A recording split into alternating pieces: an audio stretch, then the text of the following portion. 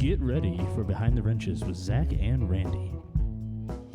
Welcome to Behind the Wrenches with Zach and Randy. I'm your host, Zach Radowski, and as always... I'm Randy. I'm here. The illustrious... I'm going to just keep saying that. What was Red Green? What did he call his... What did he call his nephew? Do you remember? Oh, I don't remember. He'd always introduce him as something. I can never remember. We'll have to have Rhett look that up. Yeah, we'll figure that out. Yeah. Well, I feel very red greenish. We're in a log cabin. Yeah. We're in the possum lodge. We got the possum van out there. We got the possum van outside. We're doing good. We drove here in that.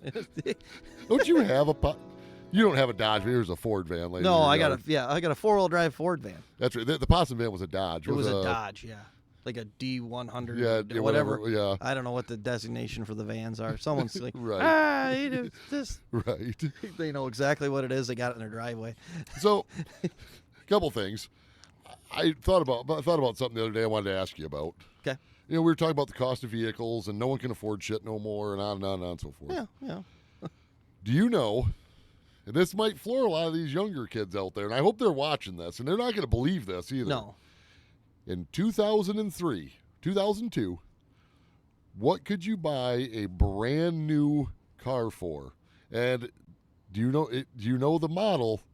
And do you know what the price tag was? What, you mean like the cheapest one? Cheapest. Like if you wanted to go to the dealership, you wanted a brand new car, brand new. Well, and you went to the dealership. What dealership would you have gone to, and what was the price tag? You'd have gone to a Kia dealership. Yes, and you'd have bought what was it, a Rio? Rio. And they were like what, 69 or $7,500? They were $7,500. Yeah, well, radio out the door. Yeah, radio delete, crank windows. They had no. I think they had AC though. Yeah, they had AC, and then all the stuff was there for the radio. Yes, you could add the radio afterwards. Yeah, you just plug it in. Yeah, it had a plate. You took the plate out. Yeah, well, like the speakers were there, the wires were there, everything was there, but the radio head was not there for it. They saved $1,000 because they didn't put that blah punk in there, I guess. Right. Yeah, that was. That was only 23 years ago. Yeah. Today, okay, 23 years ago. How did we go from 23 years, and 23 years it's a long time, don't get me wrong. Yeah. But how in a 23-year span did we go from being able to buy, now we know it was not the greatest car in the world. No, it was just transportation. But but they had a 10-year, 100,000-mile warranty on them. Mm-hmm. So you could go and spend $7,500. Yep. Get it was a brand new car with a 10-year, 100,000-mile warranty. Yeah. And I don't even know what that payment. Was that payment like $60 a month? I don't know that they were. They weren't doing the 9,000 year lease, or whatever loans. Like, we can finance you for 58 years. What? Right. On this? All right, I'm gonna keep paying on this truck till I'm dead. Right. I don't know. But anyways, so you could get a 10-year, 100,000-mile warranty on a $7,500 car. So I was told. Okay, so all right. Let me back up for just 1 second. Whether this is true or not, I don't know. Yeah. So we went from this part's true. We went from a $7,500 car to today the average price of a brand new car, even a base model, I think you're $35,000. I think you can get one. I think you can get into something around 25. Can you get? I don't know what it is. Maybe like a Hyundai or something. You're talking about the same thing, probably. Right. That same $7,500 car 23 years ago was 25. Here's the biggest thing that killed that though, was the fact that now we want you to buy a car that's built here in America. I get that too. So that kind of crushed that a little bit. Yeah. That's why they started opening so many plants here, because like Volkswagen's got one in Chattanooga. A lot of them are in Tennessee. Toyota's got their truck plant in Tennessee. Tennessee's got that. There's Subaru's got one in like Indiana, I think, or something. Okay. Whatever. And Hyundai, they've all got plants here now. Right, which is fine. I'm all for that. That's great. I think it's great. Why not build the car here? Even if it shows up and we assemble it here, get the American worker to touch the car and get a little bit into it. You know. So what I'm getting at with this, where I was running with that is this: I was told by a rep for GM one time that they take all of the previous years, whether this is true, and that's what I was asking, whether this is true or not. Okay. But I had a GM rep tell me this. All right. They take all of the warranty claims from the previous year and roll them into the next model year's price tag. I've never heard that. I had like I said, that was right from a GM rep. I don't whether that's true or not. That could make a lot then, I guess. But what I'm getting at is this: is that one of the reasons that we have why vehicles are so expensive today? If you roll back the clock 20 years, a vehicle was $10,000. You have cheaper quality, and you're rolling your losses into them for every year. Now you have a yeah, but then they went through the great bankruptcy of whatever. Of 08. Yeah, of 08. Everybody filed bankruptcy, and they were like, "We're not making any money. Please help us out. We're so I can't. Right. I got to get rid of one of my houses." You know, one of my yacht, and my 3 houses. I got to get rid of it. I got to downgrade to a smaller I'm only going to have 2 houses and 1 yacht, and I don't know. They're expensive. Yeah. I mean, I get it. They're not, but are they $100,000? No. I mean, when you bought a $100,000 vehicle back in the day, that was something. It was something. Yeah. It was like. It was high performance, or it was some special edition, or something like that. But now it's just like the norm. It's like, oh, it's a Denali. It's $100,000. Right. Why? Why is it $100,000? Well, it's got butt massagers in it and whatever. Right. It self drives and. So I took some notes and then and I've been writing some stuff down as far as this goes. Yeah. At dealerships, new cars, why they're so expensive, and all that other crap. So, excuse me. So, I am under the impression when it comes to buying vehicles, GM, Chrysler, Ford, all of them will tell you that the proper way to buy a vehicle is you should be buying them brand new. You have and you drive them until they reach their warranty period of miles and years, and then you take it back, you trade it in, and you get another brand new one. Okay. Yeah. So we were discussing that price shouldn't be. They're trying to get everyone to lease, is what they're doing. Yeah. Because leases are cheaper and all that other stuff. Yeah. But we understand that those don't always work. No, there's certain people that a lease is not going to work. The bad, like I talked about this to my wife. I says, I was like, hey, let's lease a vehicle for you, but she's also very hard on stuff. Right. I understand. Love her to death, but she's hard on stuff. I know you're going to watch this. You're going to watch, yeah. You're listening to me. That son of a bitch. Yeah. But, I mean, the problem is with a lease, it's not your car. And that's right. The biggest people thing. Don't understand that either. They don't about get leases. that. It's like, well, it's my. No, it's not. You're renting it. Yeah, you are. With a chance to buy it when you're done, and then you're into it. Yeah. But so anyway, we're talking about the price of vehicles. We're talking about dealerships and all that stuff.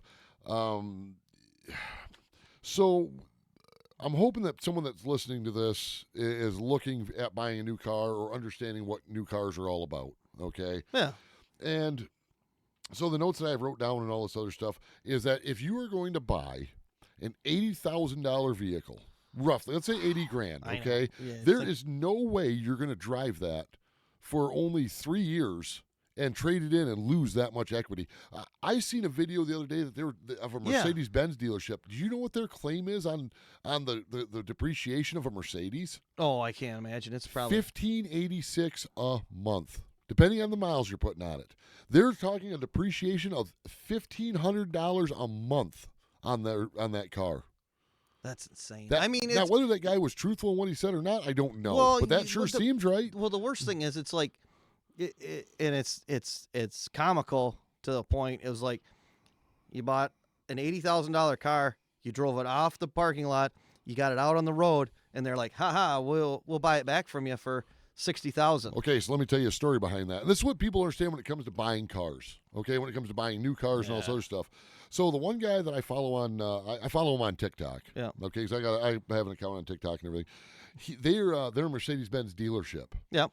And I watch all their. I don't watch all their videos, but when it pops up, I like to keep up on what these guys are all up to. Yeah. Which some of them are cool, some of them are not. Some of them are just jackasses. Most of them are. Most of them are just assholes. I'm going to tell you that right now. Wow. But there was a guy that bought a brand new BMW. He owned it for 30 days or 60 days. He'd only put like 300 miles on it and wanted to trade it in on a brand new Mercedes. And they were gonna discount him like $12,000 on that Beamer, which I get it, because they kept saying, well, it's a used car. It's a used car. Yeah. He's only owned it for 2 months. He's only put 300 miles on it. No, it's a used car. It depreciated that much in 60 days. And that's what people don't understand about it's cars. funny because it used to be back in the day you could get a a demo. You know, they called it yes, a you demo. can still get them. You can still get them. Yep, you can still get demos. But, you know, that's not a used car. That's a demo. Yeah, you know why? Because it's not ever been actually plated with the state. That's the problem. And I don't think that, I think in all reality, there should be a thing that says if it's a year or less and it's under 2,000 miles, they should be able to claim that as a demo. Yeah. Even if it's plated, insured, as long as there's it wasn't wrecked, there's nothing like that. Right, no history on it. Yeah, no history, and, you know, it was whatever. It's like she drove it back and forth to her church every day or whatever, you know. I mean. They all did, though. That's the problem. Yeah. You know, so what I'm getting at with all this is we're seeing and I'm trying to be educational here. I'm trying to help the future buyer of cars here. Today on PBS. Today, the more you know. Yep. With LeVar Burton. Yeah. Well, with Zach and Ray. Yeah. Right. He's coming. He's retired. I'm calling him. He's going to come on the show. He's come on LeVar Burton's going to come on. If we could have had him read the one book I did. Yeah, he could have read the book. He could have had the children's story time. Yep. Like he did. Yep. Yeah. Yeah. I think there's some infringement things going on here or something. Yeah, that's right. There's a lot going. Okay, so anyways, here's where I think we're headed with all this, and this is what I'm getting at, and this is why I'm telling people to be careful what they're buying. You buy an $80,000 vehicle, I'm pretty sure the terms that they'll go out to now is 9 years. That's insane. I think it is. It's 8 or 9 years. I know 5 years ago it was 7 years, 7 or 8 years. Well, you have to. So here's what you need to understand, and I want everyone to understand this that's listening, watching. I believe it. It doesn't. It's side like by a side, house. you get 15 years on. You can finance a motorhome for 30. Yeah. Yeah, because it's a house. Yeah. So anyways, here's what we're finding out. So I deal a lot in repo cars. I don't repo cars myself. I buy a lot of repo cars. I deal in the repo business. Yes. And the repo business You're is on the bigger. far end of it where you don't get shot at. Right, yeah. That was another time in my life that I repoed cars but for a living. That'll get you shot at. But anyways, so the repo lot has gotten so big that they bought another 5-acre lot. They're building another barn to store cars in. Yeah.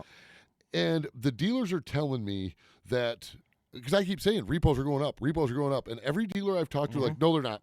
There's nothing wrong. No, it's just like that always. It's like, okay. They're all standing there on the beach. The water's going away. Yeah. And they're like, everything's fine.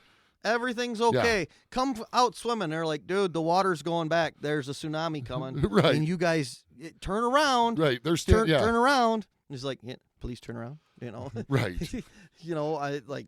So yeah. So when you go in and buy an $80,000 car, okay, let's say you finance it for 9 years. The average car payment in the United States right now is $1,000 a month. That's insane. It's $750 to $1,000. So this is what I'm trying to tell people, to be careful and understand what you're doing. Okay, if you're going to go finance an $80,000 vehicle and you have a payment every month, and let's say $950. Yeah. Okay, let's say your payment's $950 for 9 years. Okay, let's say you took that term rate out. Let's say you took the term out and went $750. You doing some math on that? Yeah, I can't do it in my head. I'm not. Josh could. That's fine. Most people could. Let's say it this way. Let's say it's a $750 a month payment for 9 years on an $80,000 car. We'll just say. In 3 to 5 years and miles, when that vehicle's out by time and mileage, okay, you're still making a $750 a month payment on this thing. And when the engine fails or the trans fails, yeah, there you go. $102,000 is what you're going to pay for it. All said and done with interest. That's not even with interest. That's just the $950. Well, that would be some interest in there, so you'd be $102,000. Yeah, but I mean, you're going to be a little bit more. So, but here's the thing, though. Okay, so let's say you're paying $750 a month for your car. Okay, now it's out of warranty. You still have to make that $750 a month payment. This is what I'm dealing with in the repo side now. Okay, so you take. I'll give you an example. I bought a repo car. It was a Ford Fusion, 2018 Ford Fusion with 82,000 miles on it. Yep. Had a bad engine. Yep. Okay, the engine was junk. Something happened to it. The engine failed. Yeah. The car was out of warranty by time and miles. So you know what the people did that owned the car? Called the bank and said, you can just have it back. Because they weren't going to make a $700 a month payment and then spend another $8,000 to put an engine in it in a car that didn't book for $8,000. Yeah. Well, like I was in college.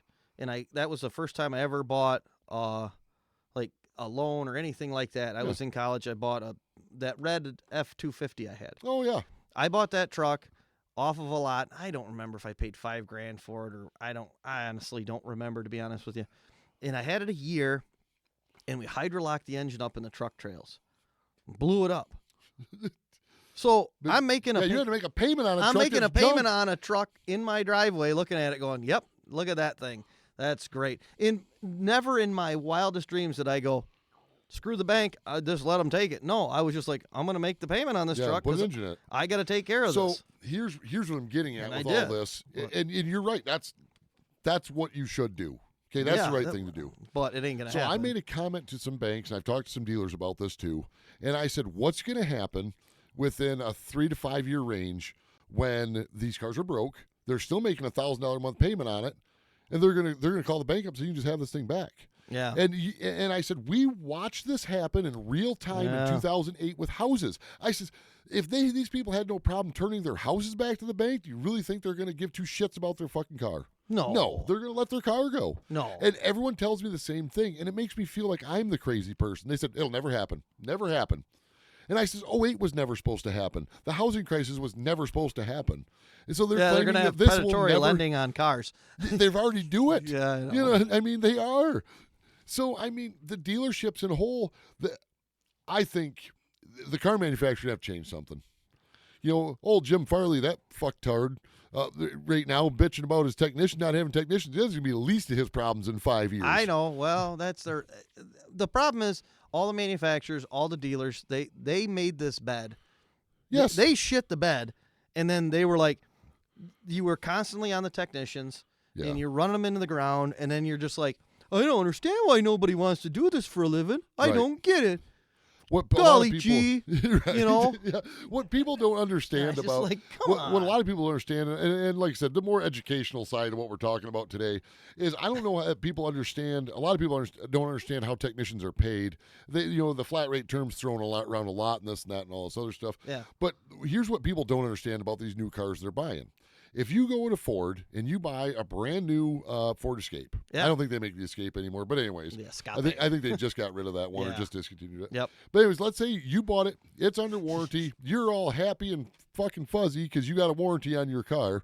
So and your wheel bearing goes bad. You take it back to the dealership brings it in, they fix it, you get it back, you have no bill because it was under warranty. Yep. You're happy, you think life is grand, you're off and down the road. Yep. Here's what's happening on the backside.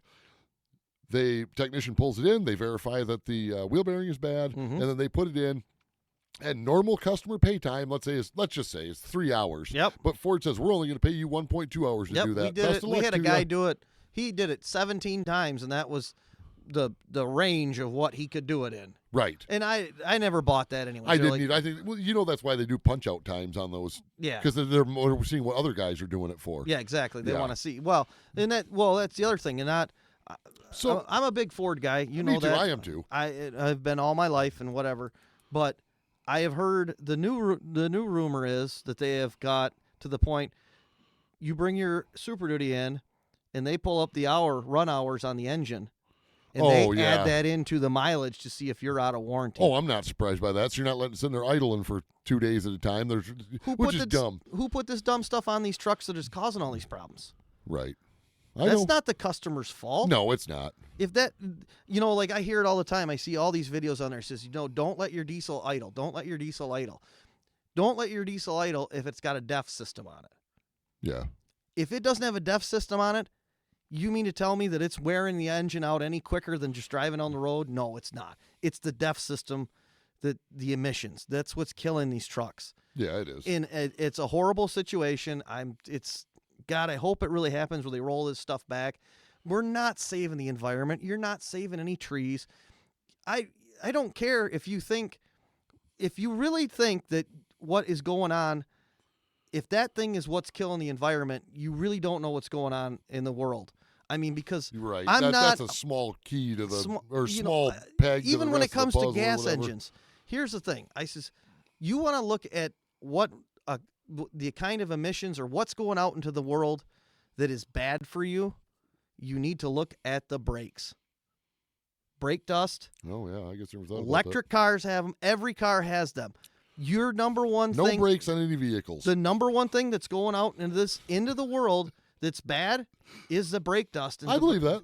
It gets washed off, gets into our drinking water, gets into everything. It's in the air and the dust. It's just nobody looks at that because it's not the engine. Right. And there's not much we can do about it. I mean, without making the they could run they'll eventually come out with a better. They're not running asbestos brakes anymore. No, but even then, that's where the worst thing on a vehicle, really. And if I mean, I might not be 100% right, but I'm pretty sure I've done a little bit of research on it stuff. If you look this stuff up, tailpipe emissions opposed to what brake dust and stuff like that.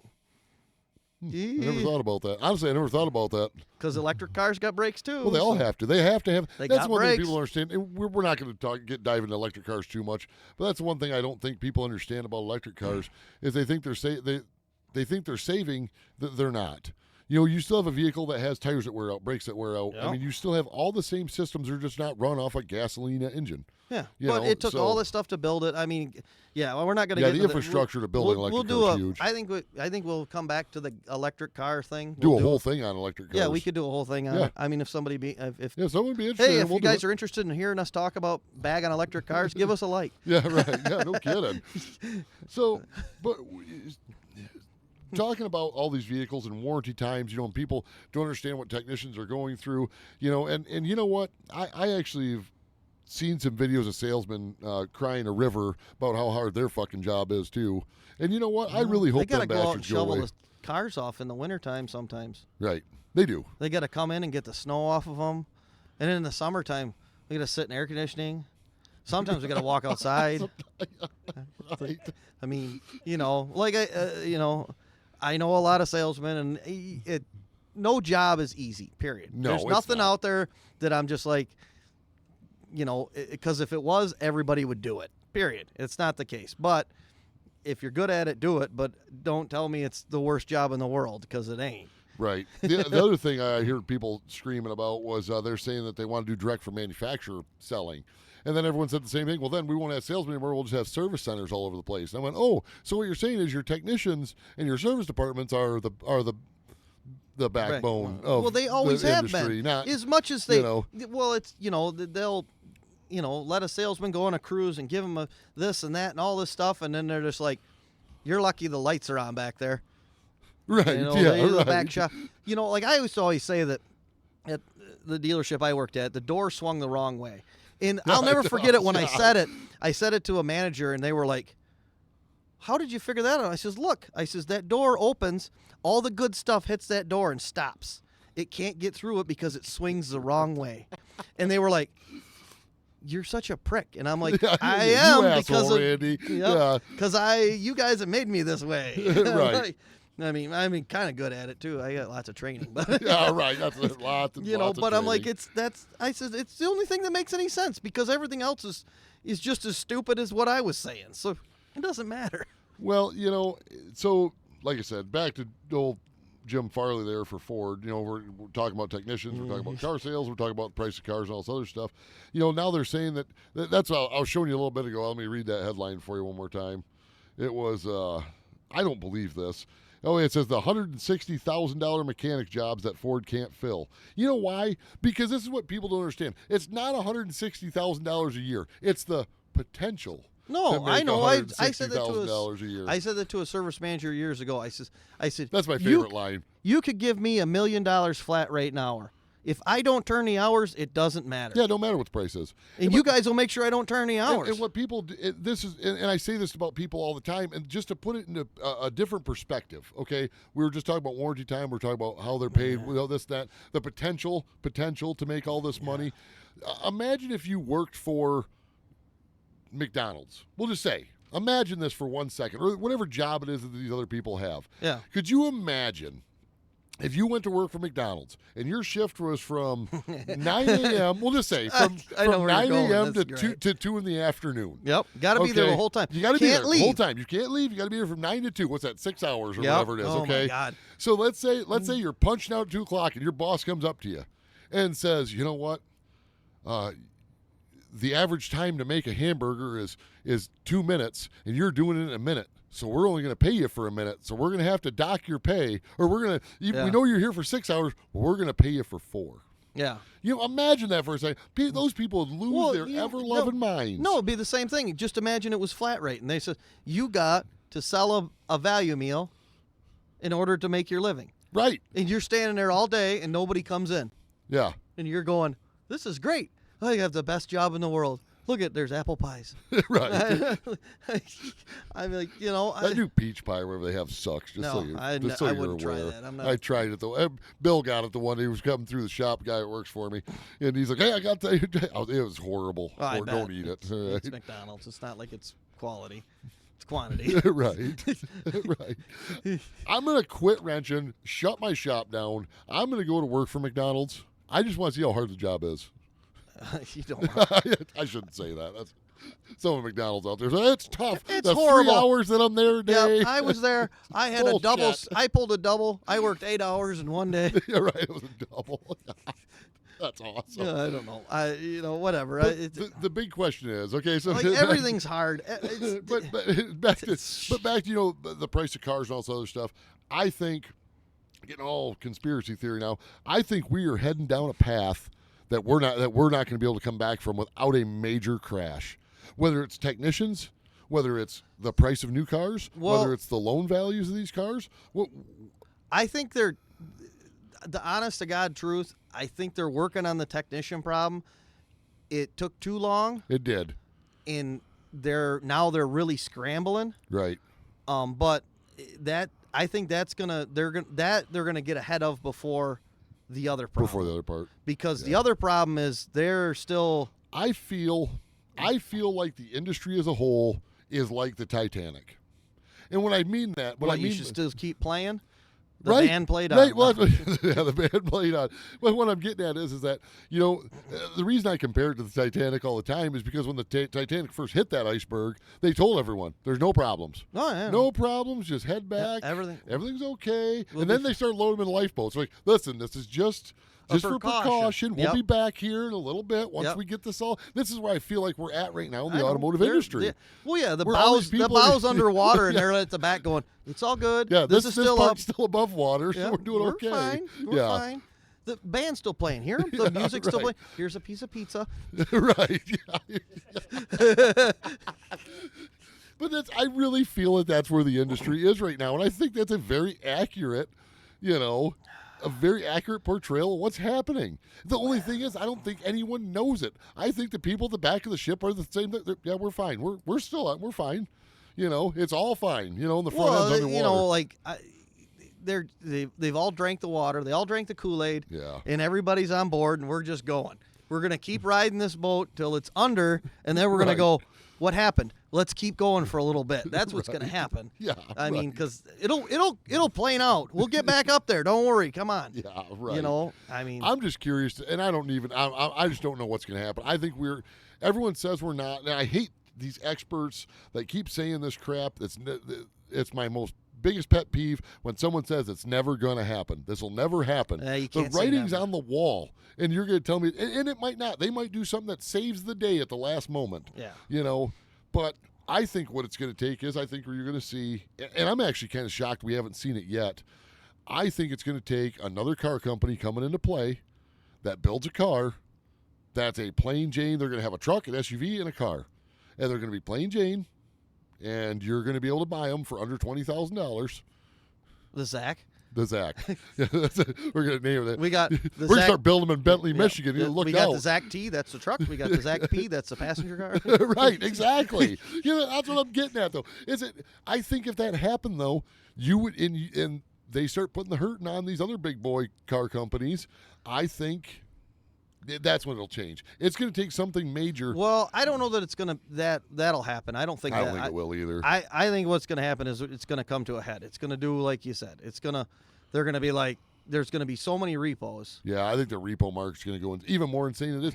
But that's what you get, these experts, and they're out there on social media, and I'm sick of these social media quote unquote experts. If these guys are experts, then I'm Wutan, because you know what I'm saying? Yeah, all right. you can't stand there and then claim that it's never going to happen. Like, we talk about repos, and one guy says, "Oh, everyone's been doom and gloom for the last 5 years. Everything's going to crash. It ain't never going to crash. Ain't nothing coming down." But we're watching the repos take off. We're watching repo lots get bigger. We're seeing the default rate increase. You know, where we get. Are you that blind that you're standing? You know back what's going to going, happen? I'm I'm hoping the dealerships aren't going to figure it out. It's going to be the banks.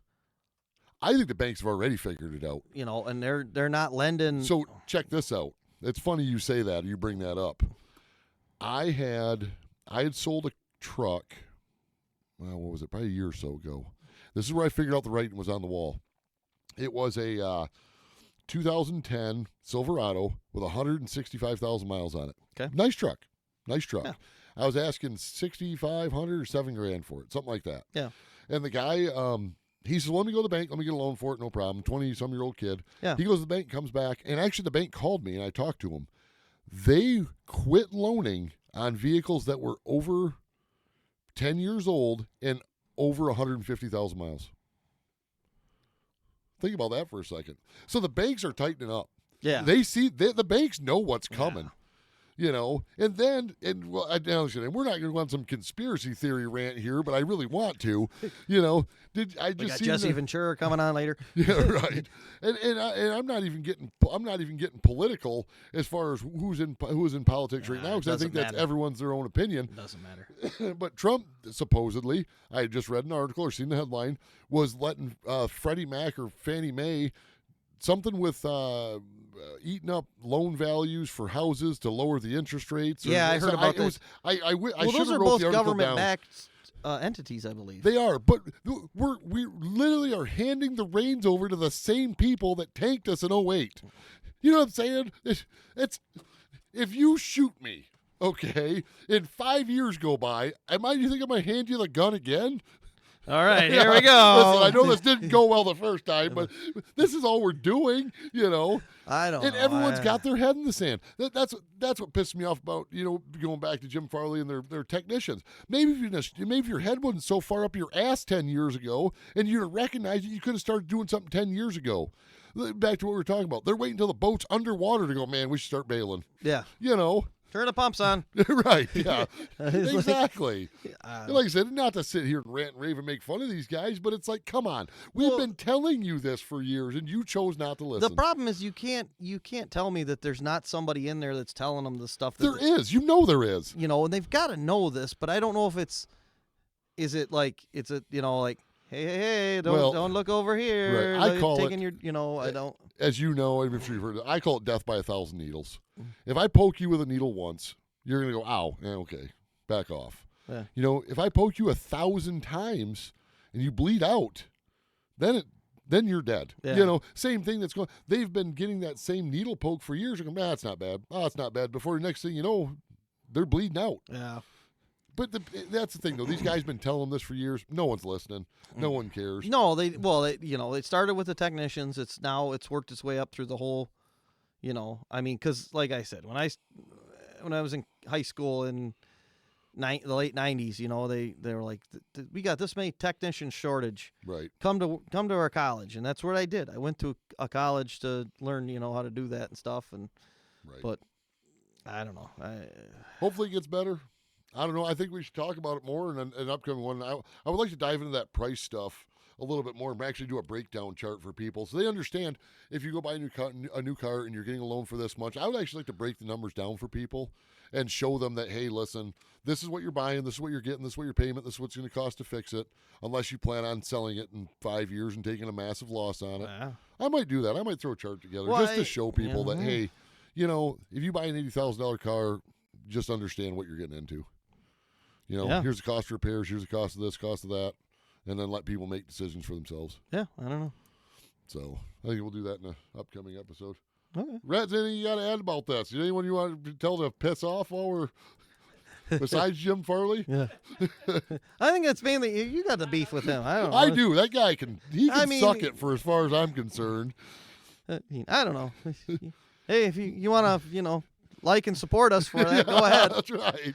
The reason, all right, real quick before we sign off here, okay? The only reason I say all this about this guy is because they're bitching too late, and we've been telling it for years, and now they want to act like it's some new development. All right. This Before just happened yesterday. He's the only one that's bringing it up, though. Well, it's because GM and Chrysler don't give a shit. Chrysler's probably getting ready to go bankrupt again, get bailed out for the 30th time in the last 40 years. They're like, we got this company out of Shanghai. They're going to buy us. Right. Daimler Chrysler does that care, Stellantis or whatever. Yeah. They probably got the U.S. government on speed dial going, hey, we're getting ready to go down again. Red phone. Yeah, they got a red. They got direct line to the president and say, we're going under again. We need some more bailout money before we go back. What do you need? How much? Yeah, we can't remake the minivan again, all right, to save us, You want us to bring out Lehigh Coca? We're bringing him out of freeze up. Yeah, that's right. Pulling his body out of the, right. We're going to put him on a pedestal. Lehigh Coca is going to save the world. Well, right? He's coming. Right. Coming around again. Right. So, anyways, all right, we're out of here. So that's been Behind the Wrenches with Zach and Randy. Like, subscribe, share. Have fun with it. Yeah. Send it to all your buddies. Make fun of us. We don't give a shit. So something like that. Yeah. So I'm Zach Gronowski. I'm Randy. And we'll see you guys in a couple weeks. Yep.